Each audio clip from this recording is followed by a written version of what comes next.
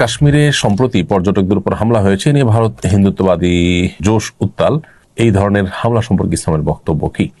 প্রথম কথা হলো যে এ ধরনের হামলা পরিকল্পিতভাবে মুসলমানদের উপরে দায় চাপানোর জন্য অথবা ভারতের যে ওয়াকফ আইন নিয়ে সারা দেশ উত্তাল হয়েছে সেটা বন্ধ করার জন্য কোন রকম অপচেষ্টা গভর্নমেন্ট করছে কিনা সেটা অবশ্য বলা কঠিন। সেটা হওয়ার সম্ভাবনা খুব জোরালো। আবার একই সাথে এখানে দেশীয় এবং আন্তর্জাতিক নানাবিধ ষড়যন্ত্র চলমান আছে। ঠিক কোন কারণে বা কোথা থেকে এটা হয়েছে সেটা আল্লাহ তাআলাই ভালো জানেন একমাত্র।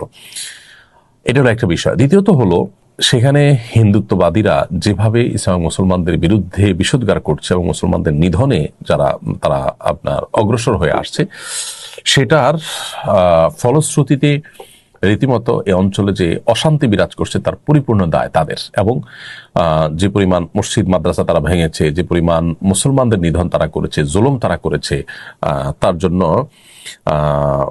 অবশ্যই ভারতের হিন্দুত্ববাদ এটার দায় তারা বহন করে।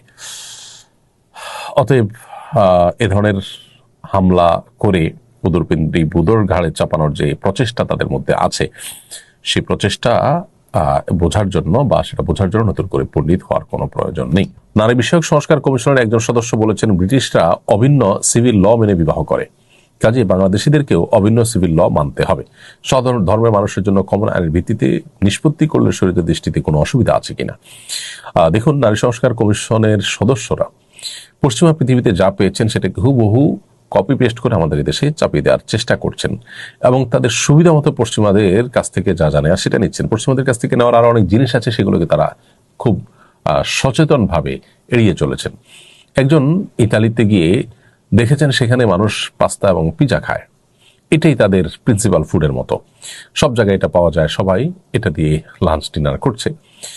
এটা দেখে বাংলাদেশে এসে তিনি যদি দাবি করেন যে এখানে ভাত মাছ কেন, এই কার্বোহাইড্রেট এত বেশি কেন খাবে, দরকার কি ভাত মাছ খাওয়া, আমরা তাহলে পিজা এবং পাস্তা দেশে ঘরে ঘরে লাঞ্চ এবং ডিনার হিসাবে খাই। এই যে বিষয়টা, এটা যেরকম হাস্যকর, ঠিক একইভাবে পশ্চিমাদের যা দেখলাম তাদের সব কিছুকে অন্ধের মতো এদেশে এনে সেটাকে বাস্তবায়ন করার চেষ্টাটা একইভাবে হাস্যকর। অতএব তাদের এই দাবি মানার কোনো যৌক্তিকতা আমরা দেখছি না। দেখুন, ব্রিটিশ আইনে এখনো ব্যাপকভাবে স্থানীয়ভাবে ধর্মীয় সংস্কৃতি এটা সংরক্ষণ করার ব্যবস্থা রয়েছে এবং ধর্ম এবং ধর্মীয় সংস্কৃতির প্রভাব রয়েছে প্রত্যেকটা পদে পদে সে সমাজে। আমাদের নারী বিষয় সংস্কার কমিশন কি সেই ধর্মীয় সংস্কৃতির কোনো অস্তিত্ব সমাজে রাখতে চান? তাদের যে সুপারিশনামা 3 শতাধিক পৃষ্ঠার, সেটা দেখে তো তা বোঝা যায় না। ঠিক একইভাবে ব্রিটিশ সংসদের চার্চের প্রতিনিধিদের জন্য 30টার মতো সংরক্ষিত আসন আছে। বাংলাদেশে মসজিদের প্রতিনিধিদের জন্য কয়টা আসন সংরক্ষিত রাখার কথা বলবেন তারা? ব্রিটিশ রাজাদের প্রোটেস্ট্যান্ট যারা হয়ে থাকে তারা খ্রিস্টান হওয়া জরুরি এবং স্থানীয় চার্চকে রক্ষা করবেন এই মর্মে রাজাকে শপথ করতে হয়। আমাদের দেশে যারা যখন ক্ষমতায় আসবেন তারা কি মসজিদ সংরক্ষণ করবেন এই মর্মে তাদেরকে শপথ করতে হয়?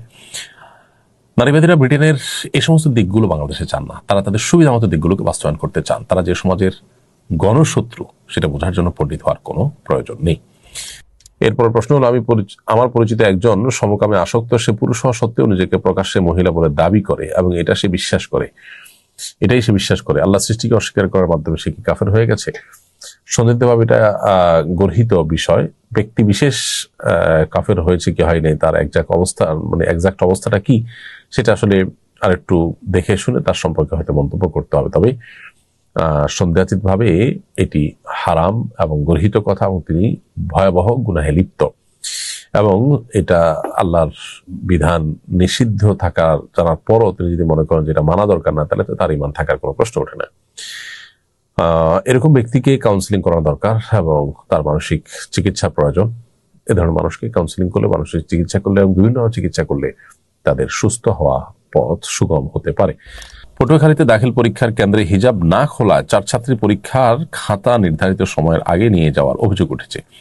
23 এপ্রিল দুপুরে বাউফল উপজেলার সালেহিয়া ফাজিল মাদ্রাসার কেন্দ্রে হাদিস বিষয়ের পরীক্ষা চলাকালে এই ঘটনা ঘটে। এ ধরনের ঘটনা প্রতিরোধে আমাদের করণীয় কি?